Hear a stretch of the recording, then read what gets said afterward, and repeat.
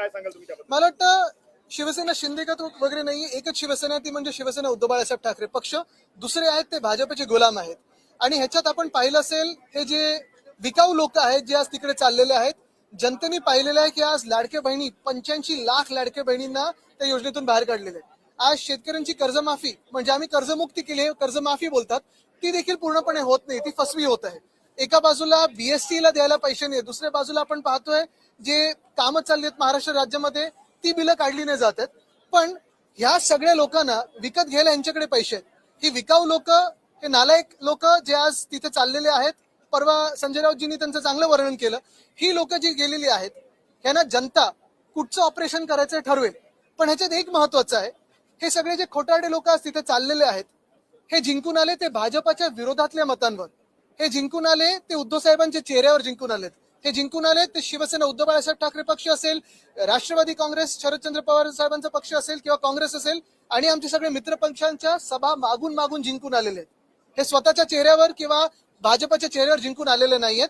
आणि लोक त्यांना त्यांच्या मतदारसंघात तसेच्या तशी उत्तरं देतील. त्यांच्याबद्दल बोलत होतो.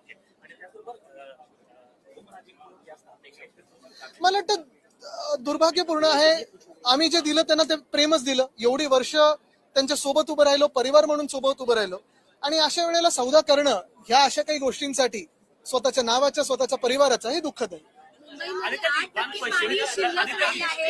मराठी उद्या मग तुमच्याकडे तो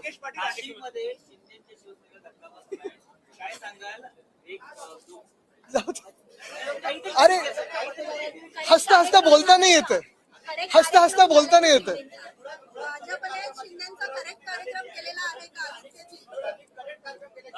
अरे ये तो सिर्फ ट्रेलर है.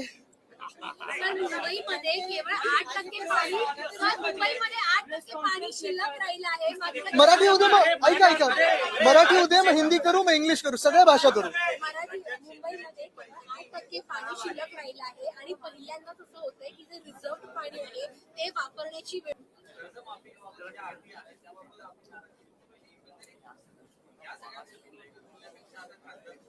हेच तर मी सांगतोय.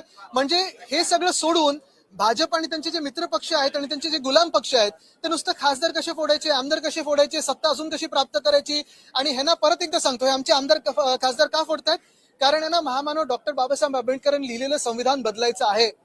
ह्या देशाच्या जनतेने 2024 मध्ये ह्यांना रोखलं, 2040 वर रोखलं, आणि म्हणून हे सगळे खासदार निवडून दिले होते. आता हेच खासदार फोडून त्यांना परत महामानव डॉक्टर बाबासाहेब आंबेडकरांचं संविधान हे बदलायचं आहे.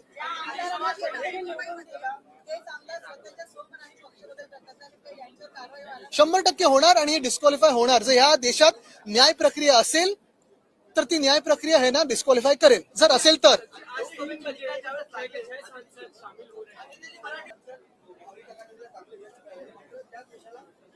मी आज तुम्हाला सांगतो, महत्वाची गोष्ट हीच आहे की हे जे त्यांनी तोडफोड केली, हे 6चे 6 जे आहेत विकाऊ लोक, त्यांनी राजीनामा द्यावा आणि पुन्हा एकदा भाजपच्या चेहऱ्यावर, जे कोण त्यांचे प्रमुख नेते असतील त्यांच्या चेहऱ्यावर आज निवडणूक लढवावी. आज पण त्यांना हरवून दाखवावी.